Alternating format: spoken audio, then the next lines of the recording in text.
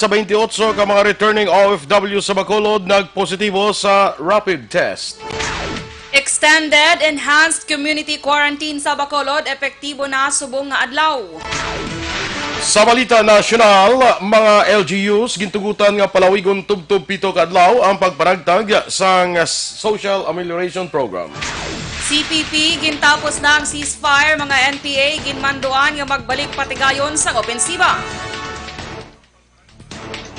Maayong aga Bacolod, mayang aga binugabahin sa Western Visayas. Karon nga adlaw, Biyernes, Mayo 1, 2020. Ang inyong news team, Aksyon, Dorel, Cabatu. Aksyon, Duran, ang mga balita lokal, pagkarapos lamang sila. Para labanan ang banta ng COVID-19 sa ating bansa, mahalaga ang kooperasyon ng bawat isa. Ang pananatili sa loob ng bahay ay isa sa pinakasimple pero pinaka-epektibong paraan para hindi kumalat ang virus. Kunwari, ikaw ang tuldok na ito. Malusog ka at malakas. Lumabas ka ng bahay. Ang hindi mo alam, may nakasalamuha ka ng may COVID-19. Tandaan, mahirap malaman kung sinong may virus, pero madali itong maipasa sa iba. Pwedeng naipasa na pala niya ang virus sa iyo nung umubo siya o bumahin. O baka naman ay nahawa na dahil humawa kayo sa parehong bagay na kontaminado. Ngayon ay mayroon ka na ring COVID-19. Isa ka ng carrier na makakahawa sa iba. Dahil maaaring ilang araw pa bago lumitaw ang sintomas na ubo, sipon, hirap sa paghinga at lagnat. Pwede ring wala kang nararamdamang sintomas, ngunit nakakahawa ka pa rin. Pag-uwi mo sa bahay, maaari mong mahawahan ang iyong pamilya. Kasama na rito ang lolo at lola mo o ang mga magulang mo na may edad. Sila ang may pinakamahina na depensa laban sa virus. Ang mga may sakit sa puso, diabetes, high blood, at iba pang pre-existing conditions, at mga buntis, mahina ang panlaban sa COVID-19. Kapag na-infect ang taong mahina ang immune system, posibleng magkaroon siya ng malalang karamdaman at kailanganing dalhin sa ospital. Sa patuloy na paglabas ng bahay at pagpunta sa pampublikong lugar, tinatayang maaari kang makahawa ng 3 pang tao at sila makakahawa ng mas marami pang iba. 20% ng mga nahawa ay maaaring maospital at dadami ng dadami ito habang mas kumakalat pa ang virus. Bukod sa dumaraming COVID-19 patients, marami pang ibang may sakit ang nasa mga pagamutan. Ang mga pasyenteng malubhang-malubha na ang karamdaman, hindi na maaasikaso. Wala ring lugar para sa mga pasyenteng may ibang karamdaman. Kaya nating iwasan ang patuloy na pagkalat ng COVID-19 kung iisipin natin ang kapakanan ng iba. Kailangan nating isipin at kumilos na parang bitbit na natin ang virus para hindi ito kumalat pa sa iba. Sundin ang social distancing. At hanggat maaari, manatili sa loob ng bahay. Kung talagang kinakailangang lumabas, panatilihin ang 1 metrong layo sa ibang tao. Maging malinis din sa katawan at sa kapaligiran. Parating maghugas. Aksyon! Balitang Bayan! Numero 1.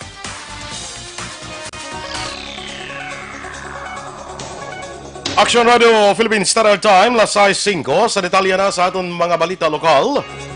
Nagpositibo sa COVID-19 rapid test ang 4 sa 28 ka mga returning OFWs nga damlag lang nakabalik sa siyudad sa Bacolod. Sunod kay Bacolod Mayor Evilio Lunardia, ginpaybalo siya ni Dr. Grace Tan sa City Health Office nga nagpositibo sa rapid test ang 4 ka mga returning OFWs. Ini sila sa karon ang nagatiner sa Graciano Lopez Haina Elementary School. Sunod kay Lunardia, karon nga adlaw Mayo 1, ipaidalom sa swab test ang mga asymptomatic nga mga returning OFWs usar ang RT-PCR test.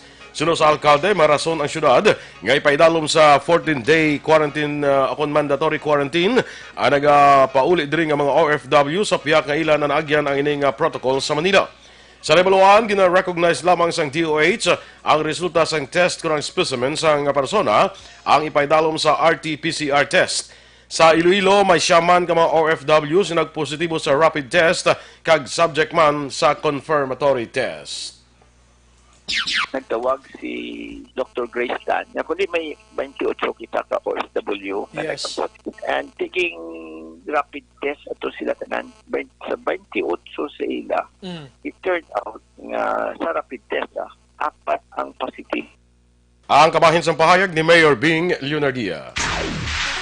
Ginaprobahan sa Interagency Task Force National ang pangabay ni Bacolod City Mayor Evilio Leonardia kag sangguniang panlunsod nga liwat parawigon ang enhanced community quarantine sa Bacolod tubtob Mayo 15, 2020. Suno kay Presidential Spokesman Harry Roque, Abril 29 ang ginpaboran sang National o IATF National kag ni Presidente Duterte ang luyag sang alkalde nga mapadayon ang ECQ sang duha pa ka semana. Suno kay Roque, padayunon nga ipatuman sa Bacolod ang mga ECQ protocol nga gina-implement sa iban nga lugar.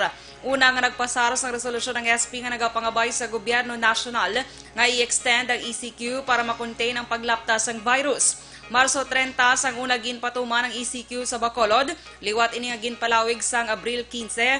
Ang Bacolod ang may siyam ka mga COVID-19 cases, 5 ang naka-recover, 2 ang nagpositibo kag 2 ang napatay. Through the pronouncement of Presidential Spokesman Attorney Harry Roque nga ang siyudad sa Bacolod is one of those that will be classified as an ECQ territory, Enhanced Community Quarantine, ECQ. Ang duga nga pahayag ni Bacolod City Mayor Evilio Leonardia. Formal na nga nag-issue si Bacolod Mayor Evilio Leonardia sang Executive Order number 34 nga nagapalawig sang Enhanced Community Quarantine sa Bacolod umpisa Mayo 1 tubtob Mayo 15. Nasaad sa sining Executive Order sang alkalde ang Section 2 sa Executive Order 26 nga gin-issue sa nga pwede ma-extend ang ECQ depende sa sirkumstansya. Nabutang man sa EO ang pag-aproba sa sangguniang panlungsod nga nag-aapelar sa National Interagency Task Force nga tugutan ng LGU sa Bacolod nga palawigon ang ECQ tubtob sa Mayo 15. Sunod sa alkalde, nagpadalaman siya kag si Congressman Greg Sataya sa sulat sa kay Presidente Rodrigo Duterte kung mahimo palawigon ang ECQ sa siyudad. Nasaad man sa Section 2 sa Executive Order 34 nga may patukuron nga Oversight Committee nga ginalakipan sa 5 ka miyembro lakip ng 1 ka chairperson nga magtuon sa trend kag update sa mga underlying conditions sa tion sang ECQ kag magrekomendar sa alkalde sang mga nagakaigo nga tikang nga pwede mahimo. Wala sang may nabaton nga report ang Bacolod City Police Office nga may patigayonon nga rally kadungan sa Labor Day subong adlaw Mayo 1. Nagalaom si Bacolod City Police Office spokesperson Lieutenant Colonel Ariel Pico nga wala sang rally nga matabo kasunod nga masako man ang kapulisan sa pagbantay sa mga check-up points. Pero nagpasiguro si Pico nga preparado ang BCPO sa tion nga may gulpi nga may magluntad nga rally. Nagpaandam si Pico sa mga upod sa rally nga pwede sila makasuhan sa disobedience, paglapas sa enhanced community quarantine, kag pag-rally nga wala sang permit. Ginabi-abi ni Pico sa tion nga ang mga progresibo nga grupo ang magpatigayon sang virtual rally o kon online. Kasing may nabalitaan o nabaton nga mga impormasyon na may-ari din mag-rally sa siyudad sa Bacolod. Uping tani nga wala para mapadayon ang aton nga kampanya sa aton nga mga border control. But ako may-ari, we are ready. Si BCPO spokesperson Lieutenant Colonel Ariel Pico. Nagsaka na sa 27 ang COVID-19 survivors sa Western Visayas matapos nga naka-recover ang 3 ka mga pasyente gikan sa Kaluya, Antique.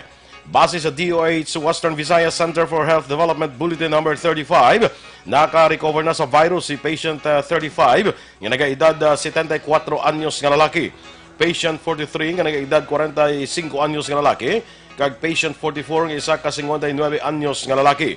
Sunod sa DOH, 183 tanan ka lab results ang nagwa kag tanan ang negatibo, lagip na ang 2 ka mga repeat test. Sa kabugusan ang Western Visayas, ang may 66 ka COVID-19 nga mga kaso, 27 ang naka-recover kag 9 ang napatay. Sa duga nga mga balita lokal, patay ang 3 ka mga ginapatihan miyembro sang New People's Army o NPA sa engkwentro nga nagluntad sa Sitio Namandua, Barangay Cambudlas, Banwasang Bindoy, Negros Oriental, taknas 4:30 sang hapon, Abril 30. Suno kay Colonel Inocencio Pasaporte, 303rd Infantry Brigade Commander. Papuli na ang tropa upod ang Bindoy Police matapos naghatag sang seguridad sa tagtaganay sang ayuda sang Social Amelioration Program sa lugar. Sunog ang pasaporte, samta nagapauli nakabaton sa impormasyon ang ila tropa nga may presensya sang kapinapulo tubtob 15 ka mga NPA sa lugar. Dugang pa ni pasaporte matapos ang pagbayluhanay sang luthang, nagpalagyo padulong sa barangay Salong nga direksyon ang mga rebelde.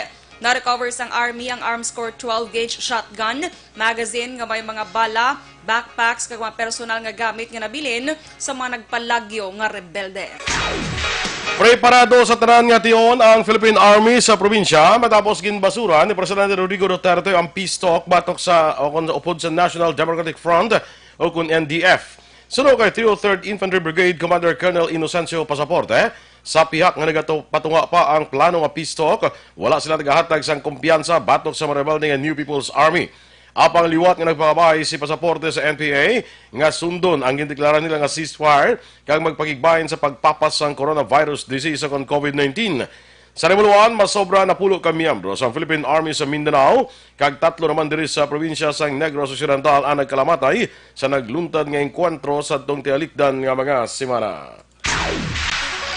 Padayon pa ang investigasyon sang Sipalay PNP sa mangunguma nga nasapwan patay sa Sitio Maabon, Barangay Kabadyangan, syudad sa Sipalay sa tong nagligad nga adlaw. Sunod kay Lieutenant Colonel Neserato Sabando, ang hepe sang Sipalay PNP, ulihin ang gin-report sa ilang natabo rason nga tubtob karon may kabudlayan sila sa pagkilala sa mga suspect. Dugang pa ni Sabando, mismo ang pamilya may kakulangan sa pagkooperar sa gindihon niya investigasyon.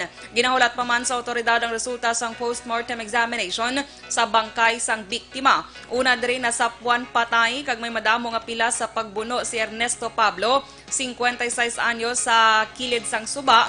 May 2 ka kilometro ang kalayoon gikan sa iya puloy-an. Napasaka na sa Police Station 10 ang kaso sa City Prosecutor's Office nga illegal nga pagupot sa droga kag drug paraphernalia batok sa kay James Ampong kag Leo Digario Asuncion nga lunsay pumuluyo sa barangay Handumanan diri sa siyudad sa Bacolod. Nadakpan ang duha sa mag-agi ini kung maglabay sa quarantine check-up point sa Bangga Tutong Barangay Felisa. Nahulog alin sa bulsa ni Ampong kag Asuncion ang droga kag gamit sini sa pagsuyop sang shabu. Sunod sa kay Police Captain Armelin Vargas, ang hepe sa Police Station 10, drug surrenderer kag naga-apply pa sa plea bargaining agreement ang mga suspetsado. Ang mga suspect karon nagapabilin sa custodial facility sa Police Station 10 matapos nga napasaka ng kaso batok sa ila. Nagapabilin sa custodial facility sa Police Station 9 si J.R. Alayon sa Puro KBS, Barangay Sumag, Syudad sang Bacolod. Ini matapos na pasaka na ang kaso nga robbery bato kay Alayon nga nagpangawat sa sulod sang salakyan ni John Albert Vinzon. Ginbuka ni Alayon ang kristal sang bintana sang Isuzu D-Max ni Vinzon nga nagaparking sa Dalan Araneta, Purok Fatima, Barangay Sumag. Sa bulig ni Tanod o kung Barangay Tanod Alejandro Malunes, sang Barangay Panukoy, nadakpa ng suspect nga nagpanago sa idalom sang salakyan sang biktima matapos nakuha ang kagamitan. Nabawi sa suspect ang cellphone kag 7,000 pesos nga kwarta, ngayon nakuha sa sulod sang salakyan. Sunod kay Police Lieutenant Colonel Jonito Pastrana, kepe sang Police Station 9, masami makita ang suspect nga nagatambay sa bilyaran. Magluwas diri ng utility man sa isa ka hospital ang suspect, apang wala man ini nagdugay sa maghalin ini sa iya ginatrabahuan. Aksyon Radio Philippines Standard Time, lasay 15. Kag sa ato naman mga ka-aksyon nga nagapangita sang habon nga epektibo, garantisado kag wala sang preserbatibo, magamit na sang Dr. nga habon nga may mangosteen extract, natural, organic, antiviral kag antibacterial. Para sa mas epektibo nga paggamit, ipabilin sa tubtob 3 ka minuto sa imong lawas samtang padayon ang pagkuskus. Safe ini bangod wala sang chemical component. Magluwas diri ang Dr. Alfred's Mangosteen Soap, ang pwede man gamiton bilang feminine wash, shampoo sa stubborn dandruff o kon kaspa, anti-pimple soap kag anti-skin allergies. So sa aton mga ka-aksyon, magamit na sang Dr. Alfred's Mangosteen Soap, ang habon nga original. Kag sa ato naman nga mahilig bala magpangape, ginarekomendar naton sa inyo ining Dr. Alfred's Black Coffee. Ang Dr. Alfred's Black Coffee may amo ni isahan nun nga black coffee nga may mangustin. Kada mo gali sa nga benepisyo sining mga black coffee. Ang black coffee nagabulig panubo sang risgo nga matapikan kita sang Alzheimer's disease, nagapanubo sang risgo matapikan kita sang Parkinson's disease. Nami pa na siya sa atay, lover ni sa sang atay, no? Ang Dr. Alfred's Black Coffee with no sugar, no, nagapabulig man sa aton nga hindi matapikan sa diabetes. Kag nagabulig panubo sa aton nga timbang, no? Kada matamo gidya sang iya sini nga benepisyo nga mahatag sa aton nga ikaayong lawas. Amula ni siya sulito naton, amula ni ang black coffee nga may mangosteen. Ang Dr. Alfred's Black Coffee with no sugar nga may mangosteen, mabakal naton sa tanan nga sangasang Sincere Drugstore, Wakong Chinese Drugstore, Consuelo Drugs, Lopos East, Lopos Mandalagan Country Mart, kag iban pa nga outlets. Pangitaa lang ang Dr. Alfred's Black Coffee with no sugar nga may mangosteen.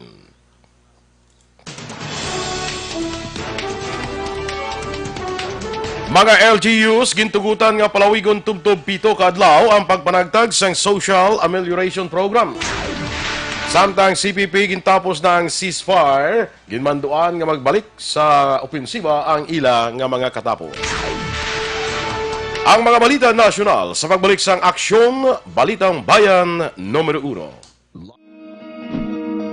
Para labanan ang banta ng COVID-19 sa ating bansa, mahalaga ang kooperasyon ng bawat isa. Ang pananatili sa loob ng bahay ay isa sa pinakasimple pero pinaka-epektibong paraan para hindi kumalat ang virus. Kunwari, ikaw ang tuldok na ito. Malusog ka at malakas. Lumabas ka ng bahay. Ang hindi mo alam, may nakasalamuha ka ng may COVID-19. Tandaan, mahirap malaman kung sino ang may virus, pero madali itong maipasa sa iba. Pwedeng naipasa na pala niya ang virus sa iyo nung umubo siya o bumahin. O baka naman ay nahawa na dahil humawa kayo sa parehong bagay na kontaminado. Ngayon ay mayroon ka na ring COVID-19. Isa ka ng carrier na makakahawa sa iba. Dahil maaaring ilang araw pa bago lumitaw ang sintomas na ubo, sipon, hirap sa paghinga at lagnat. Pwede ring wala kang nararamdamang sintomas, ngunit nakakahawa ka pa rin. Pag-uwi mo sa bahay, maaari mong mahawahan ang iyong pamilya. Kasama na rito ang lolo at lola mo o ang mga magulang mo na may edad. Sila ang may pinakamahina na depensa laban sa virus. Ang mga may sakit sa puso, diabetes, high blood, at iba pang pre-existing conditions at mga buntis, mahina ang panlaban sa COVID-19. Kapag na-infect ang taong mahina ang immune system, posibleng magkaroon siya ng malalang karamdaman at kailanganing dalhin sa ospital.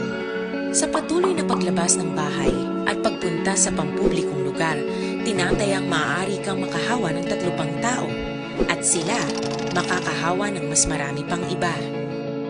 20% ng mga nahawa ay maaaring maospital at dadami ng dadami ito habang mas kumakalat pa ang virus.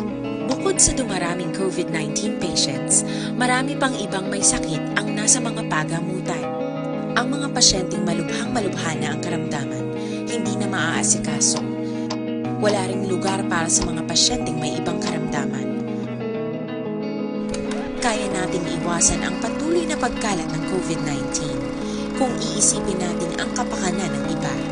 Kailangan nating isipin at kumilos. Aksyon, Balitang Bayan, Numero 1. Aksyon Radio Philippines Standard Time, las 6:20. Sa detalye na sang mga balita nasyonal, gintugutan sang gobyerno nga palawigon sang 7 pa kaadlaw ang pagpanagtag sang ayuda sa idalom sa Social Amelioration Program sa pila ka mga lugar para malikawan ang paglapas sang physical distancing. Sunod kay DILG Secretary Eduardo Anyo, ang mga lugar ay hinatagan sang 7 kaadlaw nga extension halin sa deadline Abril 30, amo ang Metro Manila, probinsya sang Cavite, probinsya sang Laguna, probinsya sang Rizal, probinsya sang Bulacan, Cebu City kag Davao City. Sunod kay Anyo, ang iban nga mga LGUs nga may problema man sa paghatag sang ayuda, ang hatagan sang 4 kaadlaw nga extension. Ginpaatag ni Anyo nga balido ang rason sa pagpalawig sa SAP fund distribution bangod mahimo nila nga tumanon sa gintalana nga deadline apang malapas naman ang social distancing. Nagpangabay si Anyo sa mga lokal nga opisyal nga magpreparar sang liquidation report para sa first tranche ng ayuda para maproseso na sang gobyerno nasyonal ang second tranche. Naka-recover naman sa COVID-19 ang 16-day-old nga lapsag. Siya ang pinakahubin nga COVID-19 survivor sa Pilipinas. Sa Facebook post ng Department of Health ang lapsag ang gid-admit sa National Children's Hospital sa Quezon City sang 11 ka adlaw. Gindayaw sang DOH ang healthcare team nga nagtatap sa amo nga lapsag. Sa karon 9-day-old nga lapsag sa Cebu ang pinakabata o kung pinakahubin nga COVID-19 patient sa pungsod. Sa record sang Department of Health, 25 ka mga lapsag ang nakaangkon sa COVID-19 infections kag anom ang napatay. Nagkuha naman ng DOH ang dugang laboratory encoders para masolusyonan ang backlog sa pag-release ng COVID-19 results. Sunod kay Health Undersecretary Maria Rosario Vergere, nakamobilize na ang DOH ang madamo nga encoders. Ginpaatag ni Vergere, may pila ka mas swab samples ang paidalom na sa test apang nagakatrasar ang resulta sa encoding. Isa man sa kinalantaw ni Vergere nga problema ang mga case investigation forms gikan sa mga LGUs bangod kung kaisa wala sang ngalan, wala sang address kag wala sang edad. Ginapaabot karon sa DOH ang pagbukas ng laboratorio sa Pampanga sa Mayo, sining bulan sang Mayo, nga sarang makapatigayon sa COVID-19 test sa 9,500 sa kada adlaw. Sunod sa DOH, 89,021 na ka mga tao sa pungsod ang napaidalom sa COVID-19 test, kag 88.44% ang nagnegatibo sa virus, samtang 11.39% naman ang positibo. Wala sang ebidensya nga makasuporta sa claim nga ang mga pigado ang may immunity batok sa COVID-19. Sunod kay Health Undersecretary Maria Rosario Vergere, wala sa ebidensya nga mayara sa immunity ang specific nga sektor sang komunidad. Ginpaathag ni Vergere, tanan ang pwede nga makaangkon sa infection kag iya man ginapahayag ang palayag sang World Health Organization nga wala sa immunity passport sa virus. Sunod pa kay Vergere, sang nag-umpisa ang COVID-19 outbreak, naapektuhan ang mga middle kag upper class pero wala ini nga kung nagabuot silingon nga luwas na ang mga pigado. Sa itong Miyerkules, ginapahayag ni Presidential Advisor on Entrepreneurship Joey Concepcion nga sunod sa mga pari kag obispo nga minimal ang COVID-19 sa mga pigado nga komunidad kag ini nga sektor ang resilient sa virus. Kapi naman 200 ka mga OFW sa Milan, Italy ang magapaidalom sa home quarantine sa tiyon nga makabalik na sila sa Pilipinas. Sunod kay Presidential Spokesperson Harry Roque, nagdesisyon ang Interagency Task Force on COVID-19 nga mo returning OFWs ang dapat ipaidalom sa RT-PCR test. Ginpaatag ni Duque ang mga returning OFWs nga magnegatibo sa virus ang exempted sa facility-based quarantine kag tugutan nga makapauli sa ilang destinasyon apang dapat makompleto nila ang 14-day home quarantine. Ang Italy ang isa sa mga pungsod nga dako nga napektuhan sa COVID-19 nga may masobra 200 ka mga COVID-19 nga kaso kag malapit 28,000 ka nagkalamatay. Padayon ang pagsaka sa mga personnel sa PNP nga may COVID-19. Sunod kay Philippine National Police ug PNP Chief Police General Archie Francisco Gamboa, naglambot na sa 96 ang na-record nga COVID-19 cases sa PNP. 13 ang naka-recover kag 3 ang napatay. Nagpasiguro si Gamboa nga ang kapulisan ang nagasuksok sa insakto nga gear sa tion sang ilang nga duty. Bukas si Gamboa sa tanan nga posible measure nga ipatuman para mahaganhagan ang pagsaka sa mga COVID-19 case sa hanay sang kapulisan. Natala na ang ilansar sang PNP ang emergency quarantine facility sa Camp Crame. Ang pasilidad ang may 120 ka mga bed capacity para sa mag-complement sa kapasidad o kung para mag-complement sa kapasidad sa mga hospital kag iban pa nga medical institutions. Kapin 800 ka mga scholars ang Department of Science and Technology ang voluntaryo nga magbulig sa away kontra COVID-19. Sunod kay DOST Secretary Fortunato de la Peña, ang mga DOST scholars ang may bachelor's degree, master's degree, kag may mga PhD levels ang magabulig sa pag-encode sang data, statistical clerks kag magabulig sa RITM kag iban pa nga testing centers. Ginkalipay ni De La Peña nga nagapakita sang sense of bayanihan ang mga DOST scholars kaya ginapaabot nga magsaka pa ang kadamuon sa mga volunteers sa masunod nga mga inadlaw. Plano man sang DOST nga magkuha sang dugang nga experts para magbulig sa pag-evaluate sa mga suwestyon nga ginasumeter sa ila. Una ginmanduan ni Presidente Rodrigo Duterte ang DOST kag ang FDA nga dublihon ang ilang nga workforce kag mag-operate sang 24 oras karon nga mayara sang COVID-19 crisis. Hindi pa makabiyahe ang mga jeep sa mga lugar ng ipatuman ng General Community Quarantine o GCQ. Sunod kay DILG Secretary Eduardo Anyo, hindi pa mausar ang jeep bilang transportasyon bukod may risgo nga maglapta ang virus. Sa idalom sa GCQ, pwede nga makabiyahe ang mga taxi cabs pero subject sa guidelines sa Department of Transportation. Sunod kay Anyo, dapat katunga sang pasahero lamang sa full capacity sang bus ang pwede makasakay agod masiguro nga masunod ang physical distancing. Sunod sa DILG, ang mga operators sang tanan nga public ag mass transport vehicles ang pwede nga mag-operate sa GCQ areas pero dapat matuman sang pasahero ang 1 meter distancing. Ginapangabay man ang mga pasahero nga magsuksok sang face mask kag isanitize ang ila kamot antes magsakay.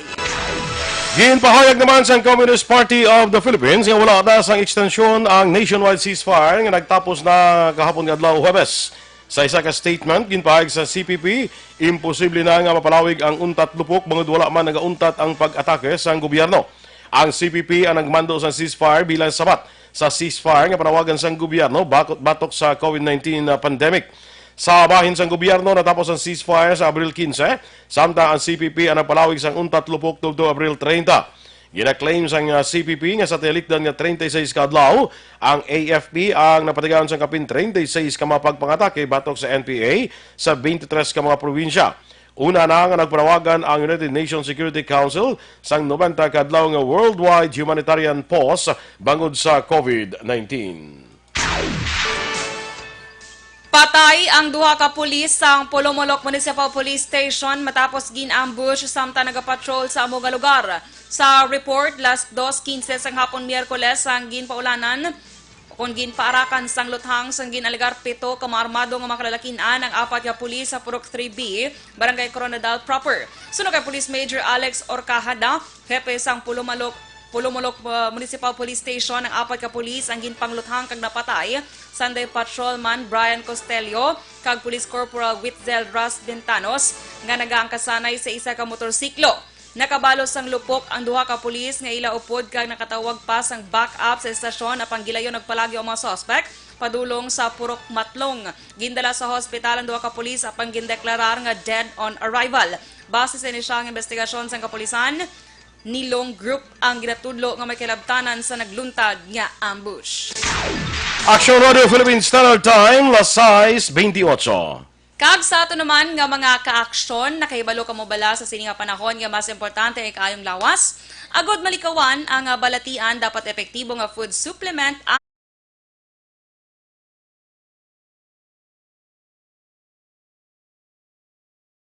epektibo na bangod mayara ini sa extracted nga mangosteen, malunggay, amargoso, garlic, kag spirulina ang mga mas epektibo nga makabulig sa diabetes, higko nga dugo, hypertension, pagpalanghubag, bukol, kag iban pa. Gani sa aton mga kaaksyon, ang Santon Plus Gold ang mabakal sa mga butika malapit sa imo. Inyo ginamatiya na aton mga balita diri sa Aksyon, Balitang Bayan Numero 1. Standby na sa Aksyon Report, second portion. Upod gi Aksyon, Fred Salanga. Balikay kita sa aton dugang nga mga balita sa Aksyon Balita Morning Edition. Upod gyapon sa inyo news team. Aksyon Dorel Cabatu. Kag Aksyon Boy Duran, una sa balita, una sa Aksyon, sa Bacolod Aksyon Radio.